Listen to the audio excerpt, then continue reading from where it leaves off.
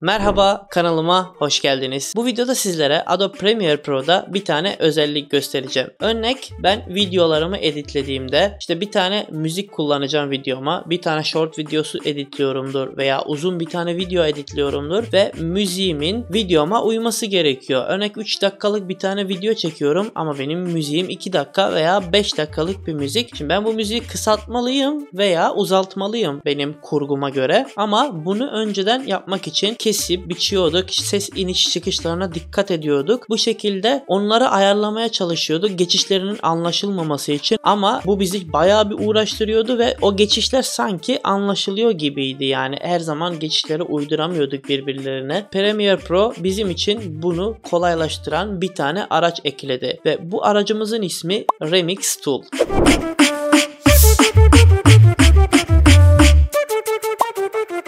Remix Tool nedir? Şimdi Remix Tool bizim müziklerimizi uzaltmamıza ve de kısaltmamıza yarayan bir araç ve Remix Tool bunu uygularken müziğimizin hiçbir şekilde kırpıldığını, uzatıldığını, kesildiğini vesaire bizlere belli etmiyor. Bu hiçbir şekilde anlaşılmıyor ve çok naif, çok ince bir geçiş olmuş oluyor. Şimdi dilerseniz bunu uygulamalı bir şekilde gösterelim. Öncelikle şu şekilde biz bilgisayarımıza geçelim ve Premiere Pro'muzu açtıktan sonra şöyle bir tane video attım. Müziğim de kısa. Şimdi ben bu müziği uzaltacağım. Önceden ne yapıyordum? Kopyala yapıştır, kopyala yapıştır, ses iniş çıkışlarına dikkat et gibi yapmaya çalışıyordum. Ama bu sefer bu şekilde yapmayacağız. Çünkü Remix Tool var artık hayatımızda. Şuraya geliyoruz. Araçlarımıza geliyoruz ve araçlarımızda şuraya basılı tuttuğumuzda bizim karşımıza Remix Tool çıkıyor. Remix Tool'a bir kere tıklıyoruz. Tıkladıktan sonra artık bizim Remix Tool'umuz seçili oluyor. Seçtikten sonra buradan dilediğimiz şekilde veya yukarıdan Essential Sound'ı, yani sizde açıldıysa şöyle Windows bölümünden Essential Sound'ı Windows bölümünden açabilirsiniz ve bu şekilde müziğimiz burada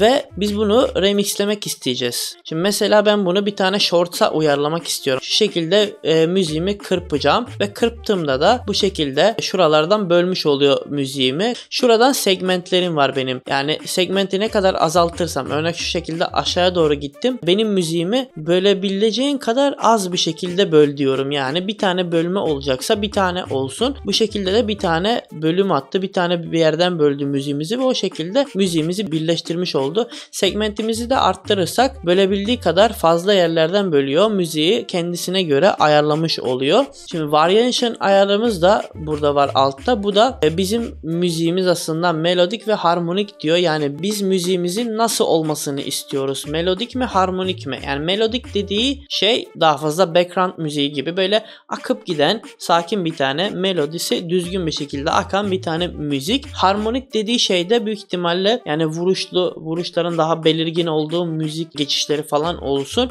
Bu daha fazla edit yaparken işimize yarayabilir. Daha fazla geçişleri falan kullanırken müziğinde alttan ona göre ritim uygulaması gibi. Melodik de dediğim gibi düz bir şekilde akan bir tane müzik oluyor. Buna göre bunu da ayarlayabiliriz. Melodik diyebiliriz veya daha fazla harmonik bir tane müzik istiyorum deyip bunu aşağı yukarı çekebiliriz. Şimdi şöyle bir şekilde biz bunu bir de uzun bir tane videomuza uygularsak ne yapabiliriz? Bunu bu şekilde daha fazla uzatırız müziğimi ve müziğim şöyle belli yerlerden bölmüş oldu. Ben bunu daha fazla böl dersem daha fazla bölmüş olur. Şuradan harmonik çıkar desem bu müziğimi harmoni bir şekilde harmanlar veya melodik dersem daha fazla melodik bir şekilde geçen bir müziğim olmuş olur. Şu şekilde müziğim akmış olur benim. Evet, müziğimizi bu şekilde dediğimiz gibi ayarlayabiliyoruz. İnişlerini, çıkışlarını otomatik bir şekilde Remix Tool bunu bizim için ayarlamış oluyor. Videomuzu atıyoruz. Videomuzun editini yapıyoruz. Video uzunluğumuza göre de bir tane müzik yüklüyoruz. Müziğimizi uzunluğuna göre Remix Tool'dan çekiyoruz veya